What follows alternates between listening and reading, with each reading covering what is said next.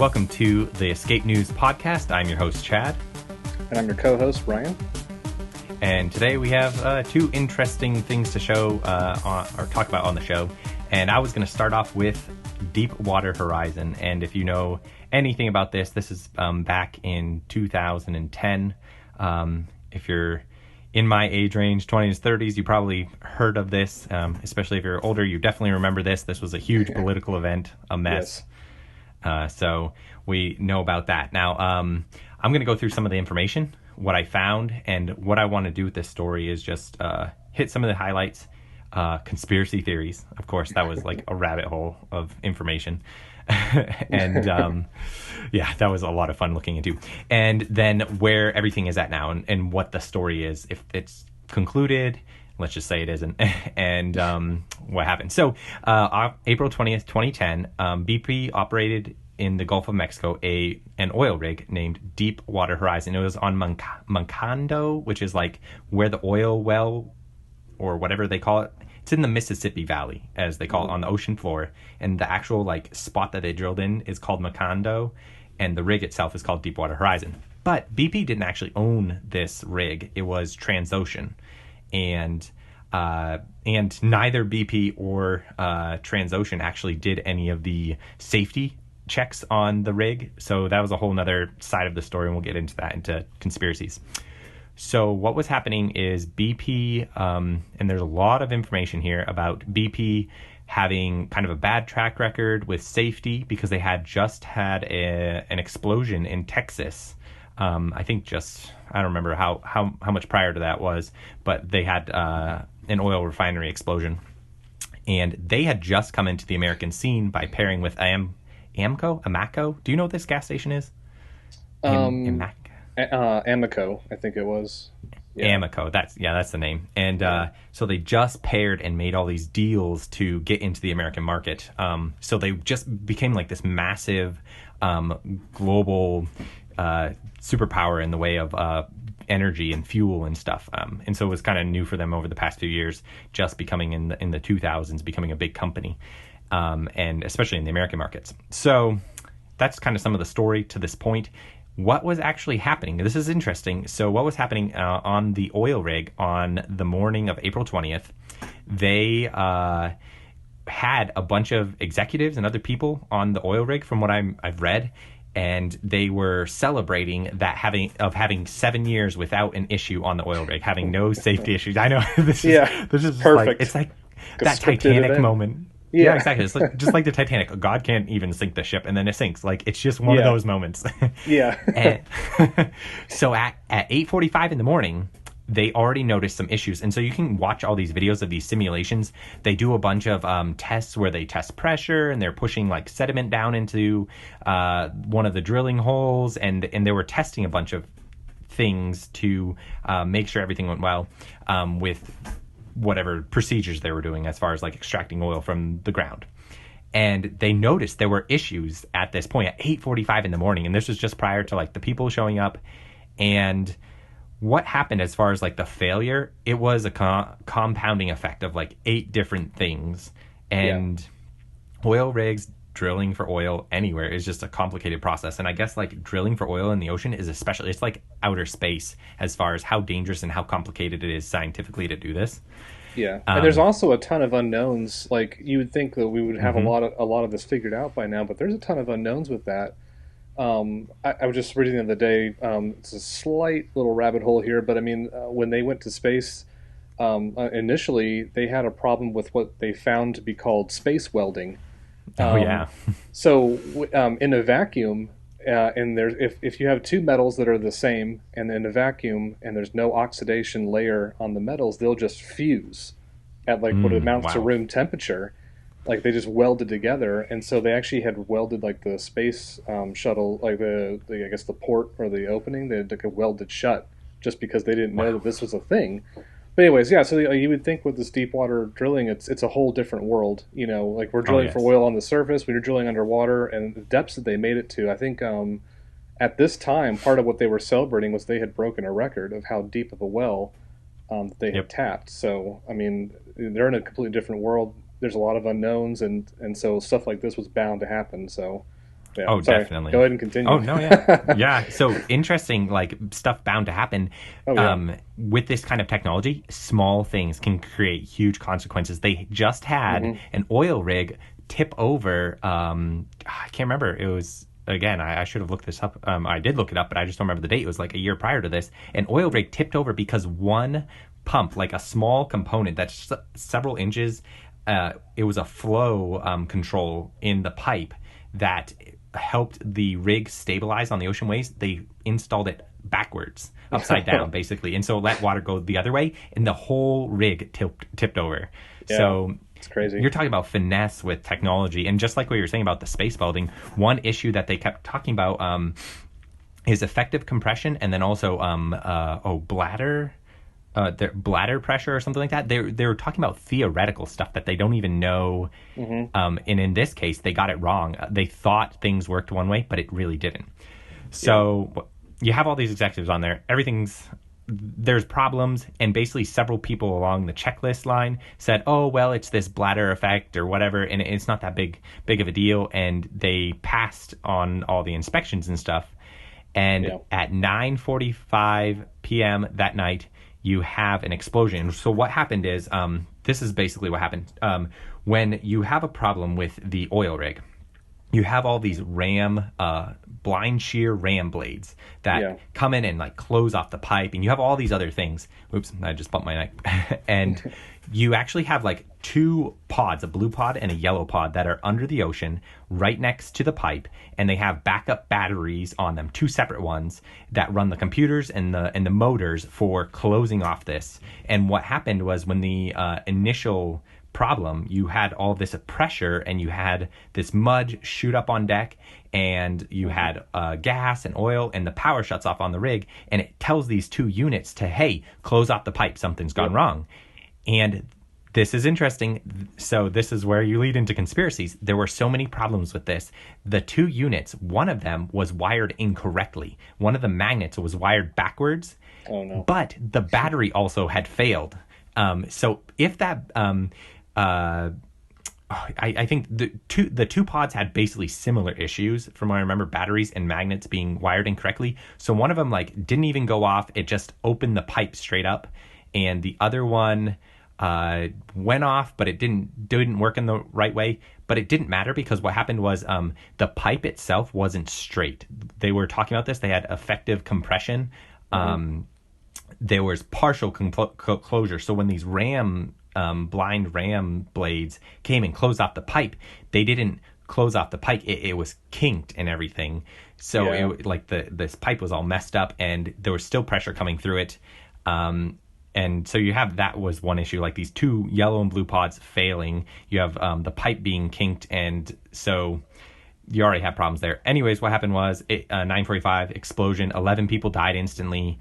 115 people jumped off into the ocean or into boats to get away. And then, of course, we had 2 days of this, and before the rig actually sank on April 22nd. And so that was kind of like the initial event. What lasted 87 days of oil spilling into the Gulf after that.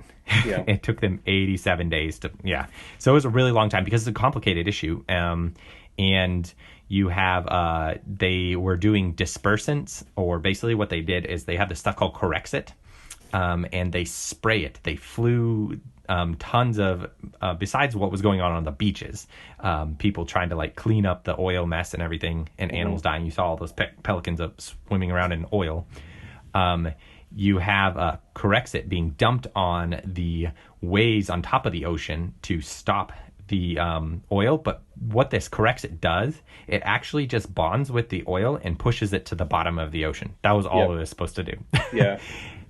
Yeah. So there's like hundreds and hundreds of or just tons, of oil just like sitting at the bottom of the ocean. I don't know what their plan is to get that. I don't think there is one. I mean, they kind of just like, well, that's what it is. They just kind of moved on. Yep. So there are like some thoughts that like, now this is going, so that's basically like the gist of the information. There's a bunch of stuff in there where like they were going to like fill the oil, the pipe with like a bunch of materials to shut it off. And then they eventually capped it. But it took they failed a bunch of time. In the end, the CEO of BP was like humiliated and had to step down, and you could tell like this guy, like watching some of the interviews with this guy, like he was just like done and stressed out and didn't know what to do. In our political system, Obama at the time was like, we're going to make BP pay for it and everything, and that was stressing him out, and it made them look like they weren't doing anything. It was just like a political and business nightmare. So it was just like a huge thing. Some of the other things that caused failure was there was a cement that you were supposed to use in the structure and the casing around the bottom of the pipe that prevents like these blowouts. But it was a known, like the company that was in charge of like testing things was Halliburton, and they didn't. They said it was safe, but it wasn't. Like scientists had tested this cement and it wasn't safe to protect. Like it couldn't protect against the pressure of the oil and everything in the water and all that stuff going around it.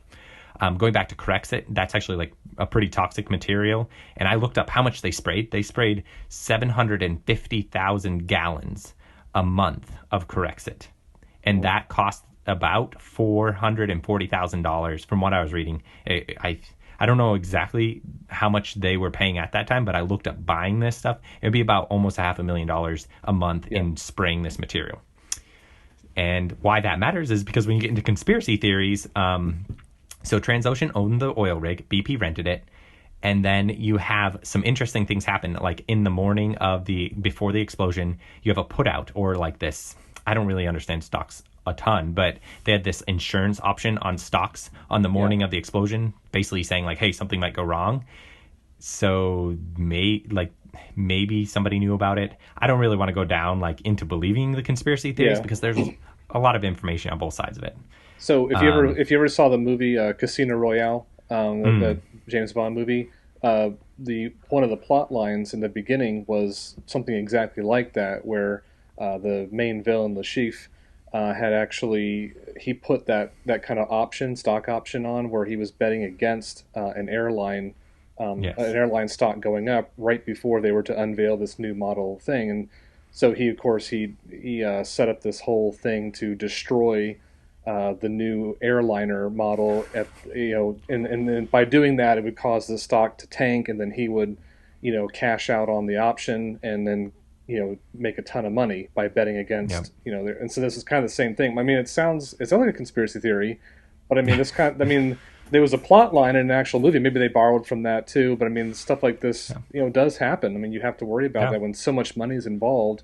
There's places where like, wait, if we could put this together, we could spend $200 million to set up a terrorist attack to knock something out, and we'll set ourselves up to, profit off of it. I mean, who knows? Yep.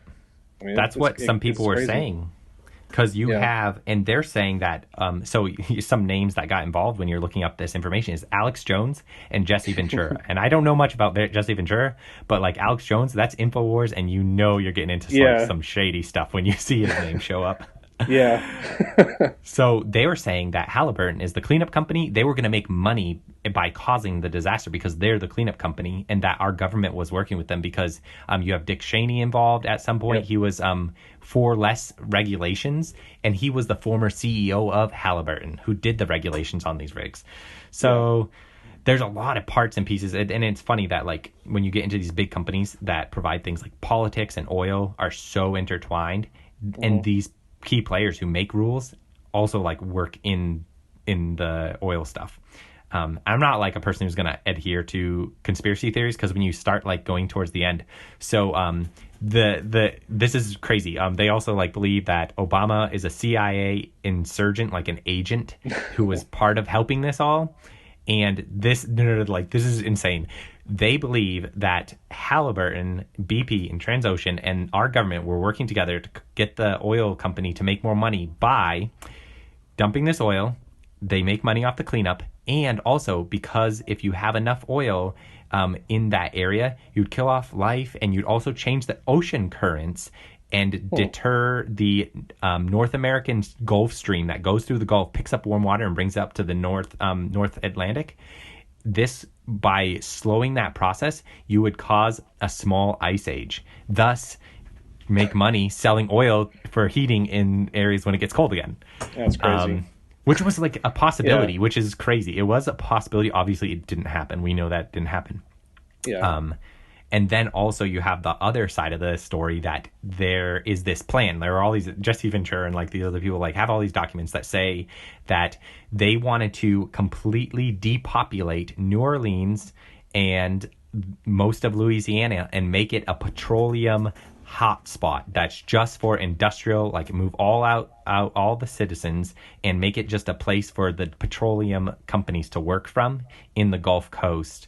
And so Katrina was one of the things that they say that the Army Corps of Engineers, the levee failure was not an accident, and that Katrina was the test of that to get people to move out. And this was another one of those things to get a bunch of people out, because they show all these videos of like people sick and like dying from like but I don't know how to like verify this information. I try to like dig around like on Reddit and Twitter and stuff, and it's really hard to like find that information. But there's like documents that say they were going to like pay the Army Corps engineers like $40 billion to depopulate the entire state, which I think $40 billion is a little not enough to depopulate an entire state. But here's the thing, though, with a lot of these kind of conspiracy things, like it is fun to kind of like run down some of them, but it's also really useful to have like a measure of skepticism with it. So my thing has to do with competence. I mean, really, to pull off some of this stuff, the coordination and the competence that is required by more than, like, it could be hundreds of people that has to pull this kind of stuff off. I just don't see that happening. I mean, I have dealt with enough people to know that the real feat is finding people who are good enough to actually do this stuff. And so the other thing, too, is apply Occam's razor, right? We don't attribute to malice what can be easily described by incompetence. So, I mean, you could say, like, oh, there's a shadowy, group of people who are trying to manipulate, ocean currents and to short certain markets at a global level like that. But, like, it really could come down to there's just a bunch of lazy people in the chain of safety inspections that simply just drop the ball. They probably saw, like, well, it could be that the pump is miswired, but I mean, I don't have the time right now to like dig into and check it, because it's going to blow up like 2 or 3 more hours of my day or more, and I really want to get to lunch, and it's probably easily explained by this, and he just signs off on it and goes on. And the other people are like, well, we've never had a problem since, and this guy signed off on it, it's probably fine, we're not going to worry about it. So I mean, that's probably what happened. It came down to laziness and incompetence, and that's a hallmark of human nature. Yeah. So, and on the other side of it, you have like Rush Limbaugh saying environmental wackos blew up the rig to stop the drilling, and so you have like fingers pointing at all like when. It doesn't help that there are sometimes small incidences where this has actually occurred. There are people who are like, they're chaining themselves to trees and stuff like that. I mean, those eco terrorists, right? Was it the Weather Underground? Was what that thing was called? It's a domestic terrorist group, and they were fairly coordinated. I mean, they went out and did crazy stuff like that, and you'd be like, you'd be surprised, I mean, so like some of this stuff can exist, but it's good to have some skepticism and when you're looking down these things. But it is totally a lot of fun to look at these conspiracy theories sides of things. So and I asked one of my friends who's in the military about like what do you think, or what does the military generally think about like groups of people secretly operating like in mass, like over the world, and like coordinating events? And he said that the military's general, like obviously he's not like a super high ranking officer, but he's high enough to at least have some insight. He says our general position on it is that there aren't those kinds of groups, or because they get found out so quickly, because people are just awful at keeping secrets. Like you look at, what was it, the CIA little ring of people? I mean, I challenge that idea a little bit in the fact of Jeffrey Epstein, and we have to talk about that someday in the future, because like that's such a huge deal that like they were able to keep an entire island and all this stuff secret for so long. But it existed. And obviously it does they happen. Found it. Yeah, exactly. They found it. It existed. But the fact that they, just like 9/11 being an inside job and stuff, these conspiracy theories, you would have to say that there are some people who are so good at keeping information, and I just can't believe that. I know myself, but like you look at some of these people who just like mess up in small things, and they're like high ranking or well-to-do people. Everybody messes up. We're all human. So I just can't imagine that there's like some big, it does, like what you said, take a lot of coordination to like plan something like this to happen. Yeah. And I'm not saying it's impossible, just improbable that someone could actually pull that off. Yes. Yes. So that's why I don't really go for a lot of like the big government conspiracies. Like I've dealt with government officials, and it's I don't. That's why I don't really like the government getting too big because like I just don't trust them to be able to do things Hmm. competently. But Yes. that's a whole other Yeah. ball of wax, I suppose. Yeah, it's definitely improbable, definitely possible. And I think that there are some Mm-hmm. cases where like our government, like we know our government basically downplays certain things. And I'll get into one of these later Sure. on. But like the Japanese, like internment camps, what we did to the Japanese people here when we were at war with them, like our own Yeah. citizens We or, we yeah, shelved the Constitution and just did what yeah, we wanted. I mean, it was so yep, blatant to look at it. It's like, really? Like you just yep, decided like, just we're not stuck. We're to ignore the Constitution and we're going to dare anyone to bring it up. And they just did what they yeah, wanted. It's like, okay, yep. I it mean, can it happen. definitely happens, so we know it does. Yeah, But something of this scale, it doesn't make as much sense to me. Like, I mean, yeah, realistically, if you're going to create a global climate change or like a global cooling to charge a bunch of money and like sell oil and stuff, I guess that makes the most sense. But I was looking at the numbers, and it doesn't really make sense that they make that much money in the end off of cleaning up an oil spill. I mean, it looks yeah, like it makes more a headache for them to be able to do anything to make money selling oil. And then when you look at it, so like getting to the legal section of it, the BP, it took several years before they finally like committed. They were going to spend $20 billion over 16 years. So they're still spending that money yeah, to clean up and do things. And then like you have outside of that, tons of individuals who just disagreed to be part of a class action lawsuit because you lose out in the end, and they all sued individually. And I didn't read all the individual cases because I don't know that they made all of those things public. But an Indian tribe like sued them for like lands that they had, and BP just pays them like $75,000. I was like, yeah. that's just like a small bit, Oh yeah, but most places file settle out of court. It's way cheaper. yeah. So Oh yes, yep. So an interesting thing, what's happened, regulations going forward. mhm. So after they developed all these containment units and all these new procedures to make things, what happened is Trump actually rescinded almost all of these blowout prevention mechanism, third party inspections. They put self-regulate. They created this entire Bureau of Safety and Environmental Enforcement, Mhm. BSEE, and they created this back at that time. And basically at this point they don't do anything regarding these things. They got rid of all of this, so now it's self-regulation again, because obviously like generally in the Republican side or the Libertarian side you don't have as much regulation. Government's supposed to be smaller, so they go for that, and that's probably where it is from. Maybe Trump has like some oil people have their hands in his pockets and stuff like that. That might be there too. But most of our like regulations to prevent things like this are gone. And Mhm. you just kind of hope that people are like, well, I mean, I'm sure there's people on oil rigs nowadays like, well, remember Deepwater Horizon, you better check that thing again. Yeah. Like, you don't want to be on one of those oil rigs because from what I read, like, if it's hard work, first off, but like if one of those things goes up in flames, the 11 people were instantly incinerated into just Yeah. dust. And so you don't want to be part of that. So I'm sure the people actually working the things are probably double checking things if the companies aren't necessarily. Yeah. Going forward a little bit. So the interesting things, new news. As far as new news going on right now about it, the most important thing that's come out in the past couple weeks is, or the past couple months, is there's a new study from the government talking about like endangered animals and species and life in the Gulf and stuff. And people are mad about it because they completely ignored the oil spill in the study and like the effects of it. But Mhm. I have also found that documents found that and people criticize them for saying this initially, that Mother Nature will take care of it. And we've actually found this to be very true in the long run, that like human effects on the planet aren't as strong, like we're not as powerful as we think, because Yeah.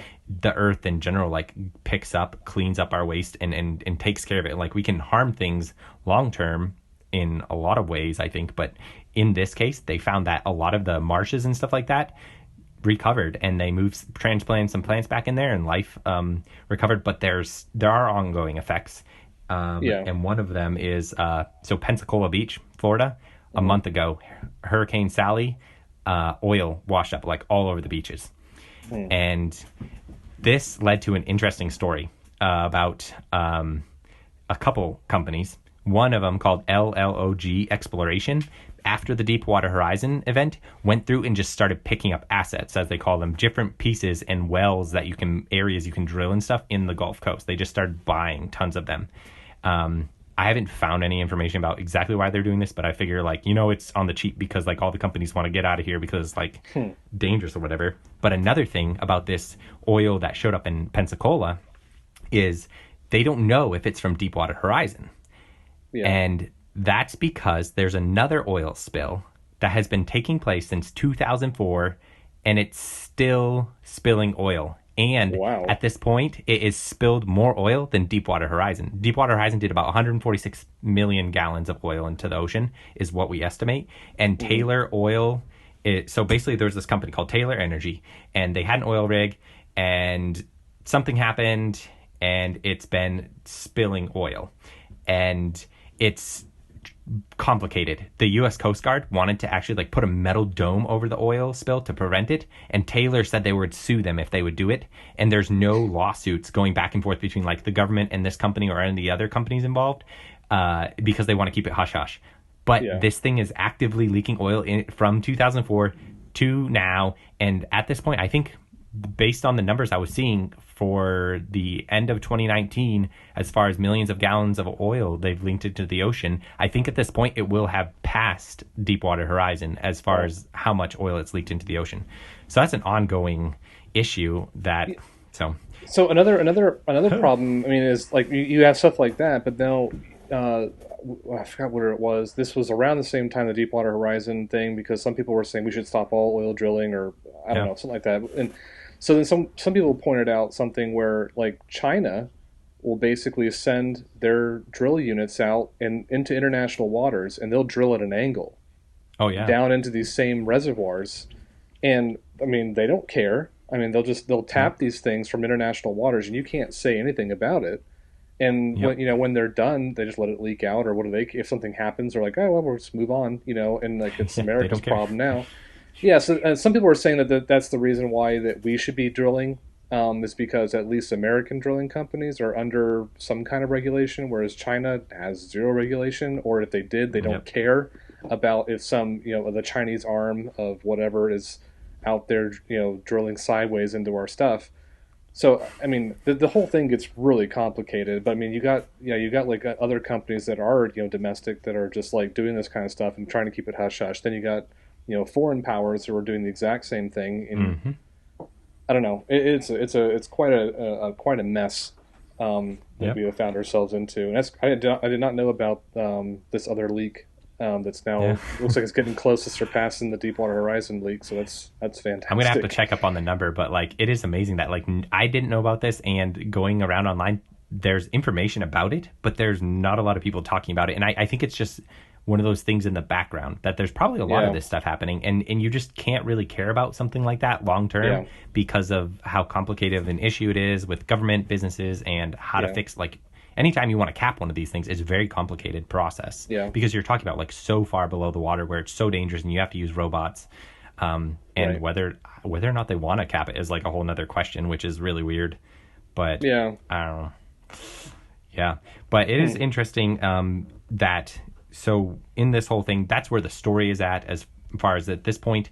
That's capped, but there's oil under the ocean still from it, and I don't know how long it's going to take before that kind of stuff degrades or gets washed up and we pick it up or whatever. I don't know what we're going to end up doing about it, but I'll keep tabs on this Taylor one. Of course, there's still I'm going to try to look into the Gulf and the wildlife that was damaged and what that is. But realistically, some of these communities where it was hit hardest and all these pictures and cleanup and stuff were in the bayous of lower Louisiana. And I don't know a lot of people there. And so it's really hard to get information from that area because there aren't a lot of I go on Reddit or Twitter and stuff to find this information. It's still really hard. But last thing before this, I close this story because at this point, there's money still being paid out. That's where we're at now. It's capped.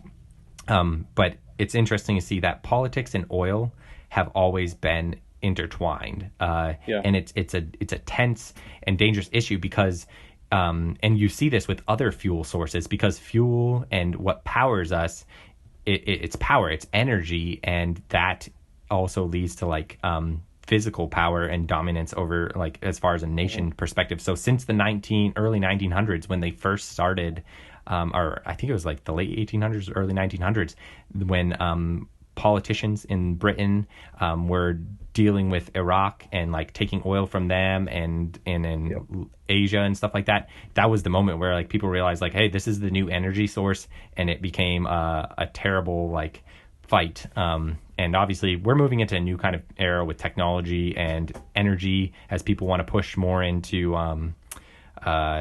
solar panels and wind, which sadly I wish they moved more into nuclear power, but we can talk about that another time. I'd like to recap some of those, Chernobyl or something like that. But that's where that story's at. Energy alternatives are pretty interesting.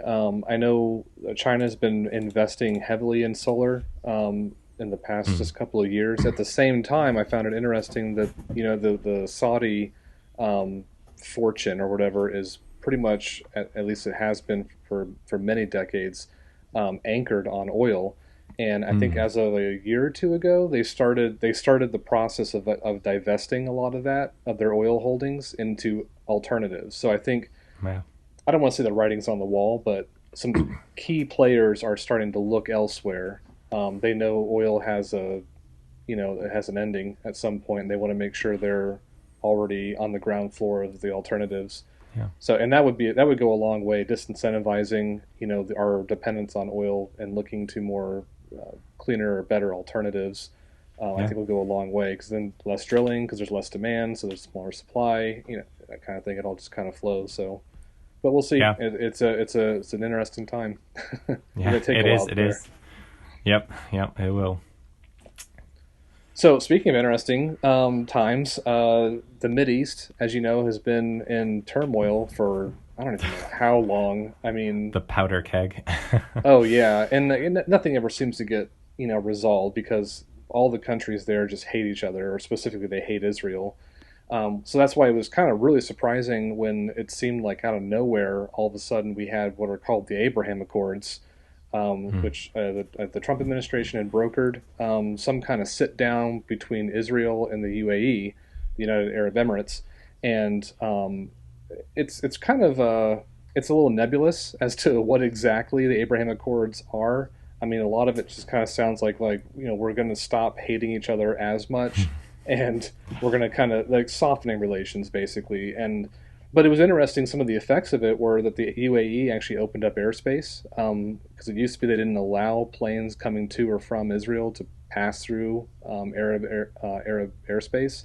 So they started allowing that. There's I guess kosher restaurants and food outlets or whatever in UAE now, and there's some kind of not an embassy, but something from the UAE is now also in Israel. And it's just, you can see things like from a business perspective starting to kind of loosen up, which is interesting. And I think UAE was kind of the hinge for that, because immediately afterwards, Bahrain signed into the whole thing. Sudan is now, I think they're signing on to it as well. They said they are. I don't know if they've officially signed, but they scheduled a time to come in and actually do this. And they have been actually been working towards it since February of this year.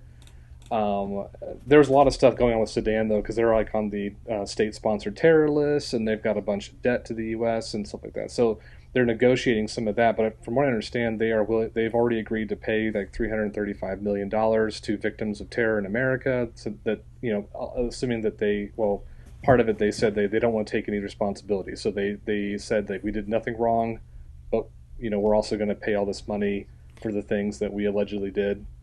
Were they tied into the 9/11 thing? Because I know I heard Saudi Arabia is a lot. Saudi Arabia, they were connected. I'm assuming Sudan was, or they facilitated it. I mean, they were on the state-sponsored terror list, so they must have had some kind of involvement in it. But part of this deal is that they would be taken off of that list, which I believe has already happened. So as a signal of, I'm assuming, of good faith, President Trump has already taken them off that list, which kind of opens up some economic embargoes that they had against them as a result of being on that list. And then the next thing is the negotiations on debt forgiveness. They're still kind of working that out. I think that is something that they want to finalize before they actually sign. But again, they've already kind of set up a date to sign. So I think that would tell me the negotiations are coming to a close there. Well, The country of Oman, I think is how you pronounce it. yep. They were also on board as a result of UAE and Bahrain and Sudan going in, but I think they said they were going to postpone signing until after the presidential election. And I guess that makes a little bit of sense because whatever promises the current administration has made, they want to make sure that those will hold. They want more secure promises. Because they probably weren't going to be able to sign until after the election anyway, so they don't want to make sure the new administration comes in and that none of that stuff holds. So it's a really interesting thing. Some of it's been downplayed. I'm kind of surprised that the media in our country, the United States, has not said a whole lot about this because it's actually a really big deal. A lot of nations have actually said like as crazy and fragile peace deals are in the Mideast, this one is actually pretty decent and a good sign for like a trajectory of peace, or at least the calming things. I mean, if we can get down to a simmer instead of a roiling boil that we've been having for decades, that would be also very good.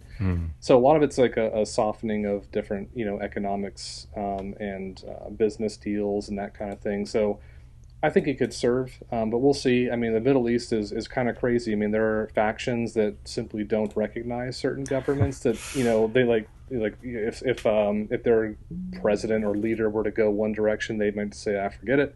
We're just going to run a car bomb into something and start up a mess." It's very very weird over there, very different. So Yeah. we'll see what happens. I mean, but it seems like it's a pretty big deal, and a lot of like the UAE jumping onto this at the first was probably one of the biggest signals that this is something like really good. And then, but that's why Bahrain and Sudan like jumped in on it too when the UAE went for it. Of course, Palestine wasn't happy. Well, of course. But yeah, but I think a lot of the countries are just kind of sick and tired of Palestine like constantly creating this huge mess every time they try to normalize relations with Israel. And so I don't know. They can all hate each other, but just not act on it. And I think that's what they're kind of going for. So, but we'll see, how that develops in the coming years. So It is interesting how influential the UAE is in that area because, like, Oh, yeah. I know a lot of these places are like oil rich, but the UAE especially is like, if you look at some of the videos and things of that area, it's just incredible the wealth that they have. Like they build islands outside of Abu Dhabi, I believe it is, like that are shaped like palm trees and have underwater hotels that are just like incredible amounts of wealth. But they seem like a small player when you're listening to the general news. You always hear Iraq, Iran, Saudi Arabia, and Syria. Like you hear those names a lot, but you don't hear as much about the UAE. I feel like because it's a very wealthy place it's almost kind of separate in its own thing. Like it's got its own agenda going on. Yeah. So it kind of feels like the UAE is like a puppet master, and it's kind of like dealing with the rest of the world by proxy of Iraq and all these other places. So they just kind of pull some strings, and they have a lot of influence. So they could probably depose or set up governments in these satellite countries in the Mideast. So it's very interesting. That might get a little more of a conspiracy theory type route. Yeah. So who knows? It is interesting that like Sudan is involved in this because like when I picture them, like they're in Africa, and I don't picture them as part of like this powder keg in the Middle East type of stuff. But like, it's funny that they're part of it. Yeah, that was kind of a surprise. It just kind of came out of nowhere. I mean, I guess they had been negotiating or at least talking with the U.S. and it was in I want to say it was in a South American country because they got to meet on can't meet in either of each other's like countries to meet in some kind of third country.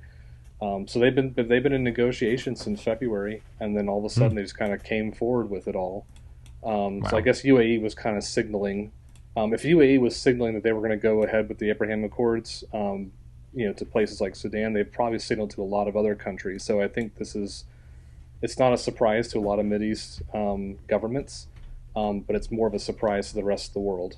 And anyone who's been following Mideast peace talks over the decades, they know how crazy this is. So, Yeah, exactly. It's crazy over there.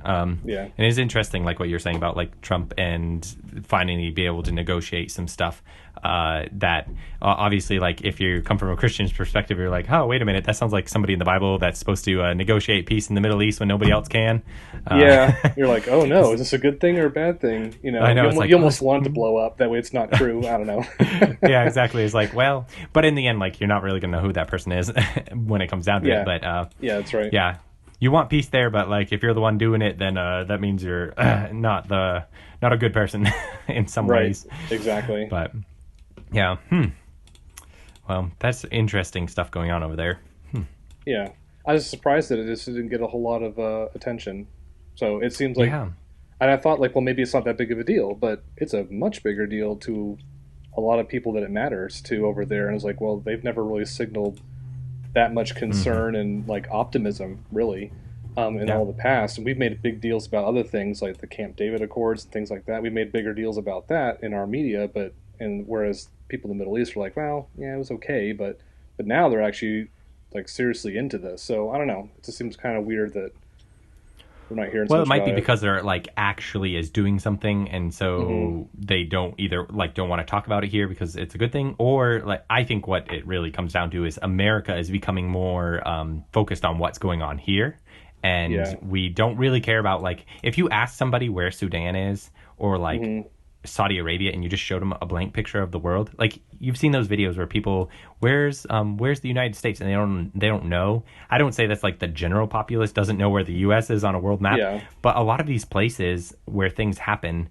like I don't think Americans care that much. So just because there's stuff going on in the Middle East, we only care like when they attack us or like there's some big like terrorist type of thing going on, then you people perk up and you get their interest. But stuff like this, I don't think. Just like with Syria, it was like a huge deal, and this is something I want to cover another time. It was like a huge deal for a few months, maybe, especially when regarding like people from there coming here. Now you're talking, you get it in the news, people talk about it, but that's still like an ongoing conflict. Like there are tons of ongoing things all over the world, and we care about it for like a moment, and then we're back at it. Like, you know, got to watch those TikTok dances and keep up with what's going on in the election. So if this were to impact like the release of the next iPhone, or if it like raises the price of what I'm getting at Starbucks, then there's problems, you know, that people gotta perceive. But and we're a whole nother world over here. Basically, is how most of America, like, we don't perceive